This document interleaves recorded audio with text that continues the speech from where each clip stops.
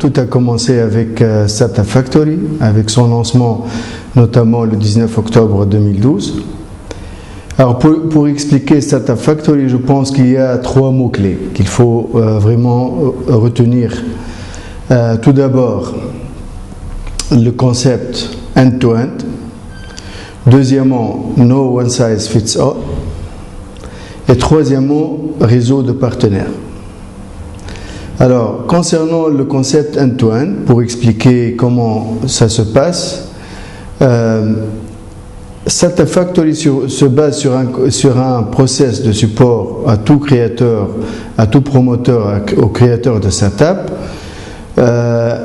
qui commence par l'idée du projet et finit par le financement et le lancement commercial de l'entité. C'est ce qu'on appelle end-to-end. Et donc, la première phase, c'est tout ce qui est ideation, tout ce qui est fine-tuning du business plan, tout ce qui est perfectionnement de l'idée en soi, définition du roadmap des produits, de la stratégie go-to-market. Et cette première phase a comme objectif de préparer le pitch event, donc la présentation du promoteur auprès d'un comité qu'on appelle comité d'investissement. Et cette phase commence typiquement par la soumission de votre projet à travers notre site web.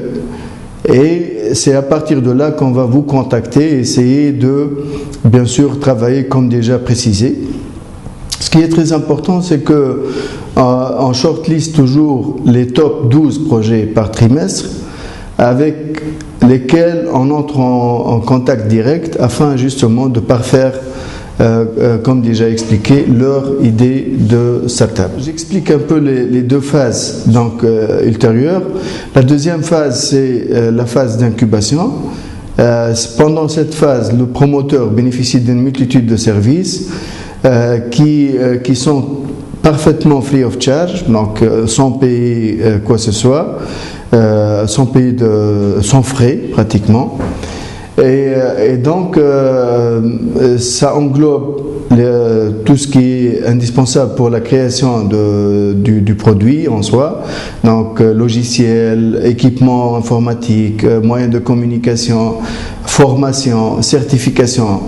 Et après avoir fini cette phase qui dure en moyenne 6 mois, mais qui peut dépasser si besoin ou être plus courte en cas on a des projets qui sont déjà prêts où il y a un produit pilote, donc le besoin n'est pas au niveau des 6 mois. Une fois fini, on passe à la dernière phase qui est justement le financement du produit et le lancement de l'entité commerciale de la start-up. En termes de nombre, jusque-là, on a reçu plus de 130 idées de projets, idées de start-up.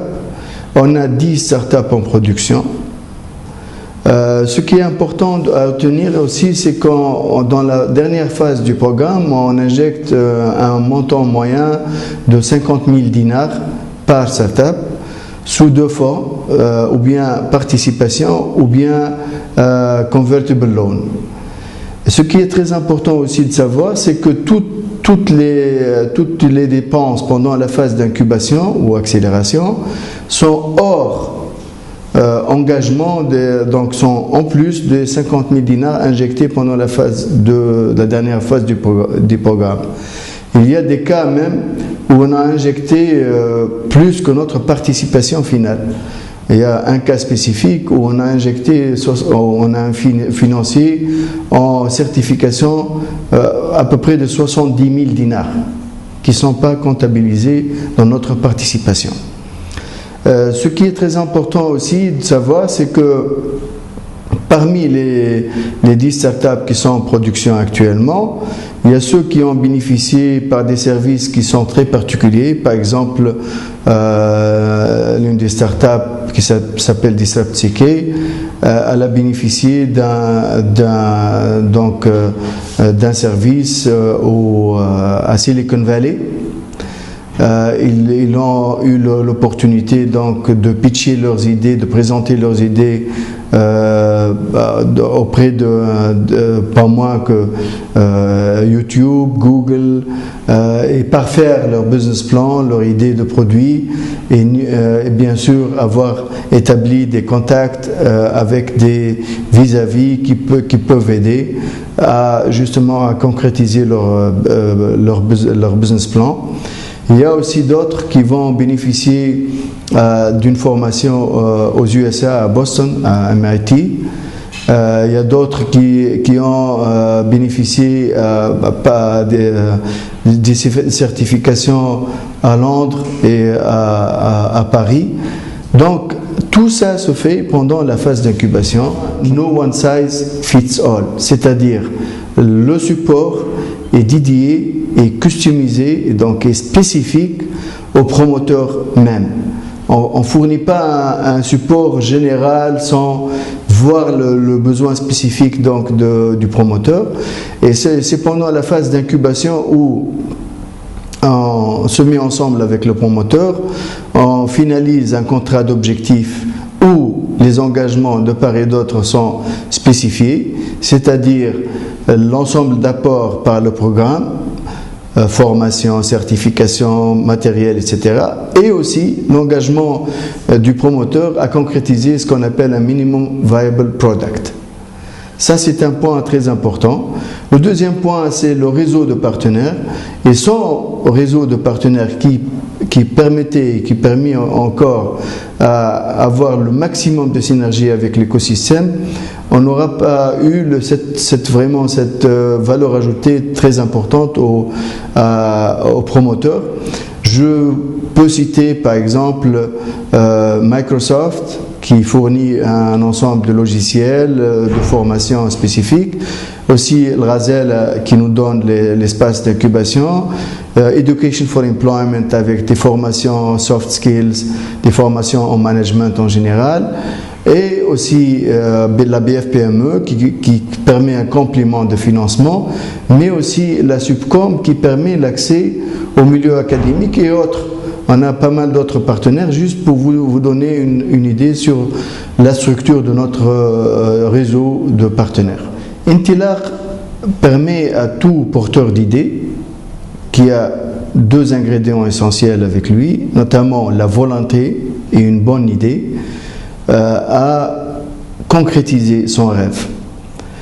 Ça commence par la soumission du dossier dans notre site web, notamment intilaq.tn, donc www.intilaq.tn, et à partir de là, on entre en contact avec les promoteurs qui ont les meilleures idées, bien sûr. On les prépare pour le pitch, pour donc une présentation de leur projet auprès du comité d'investissement. Et c'est le comité d'investissement qui décide de leur passage aux phases ultérieures, notamment la phase d'incubation et financement du projet. Et on va adopter donc le même concept que Startup Factory auparavant, c'est-à-dire l'élément important de no one size fits all. On regarde le besoin spécifique du promoteur et on aide d'une façon dédiée et customisée afin de garantir le maximum possible de chances de succès. Et bien sûr, on fait ça en se basant sur un contrat d'objectif qui permet de gérer à la fois les attentes du promoteur, mais aussi nos engagements et documenter le process donc de support qu'on va fournir.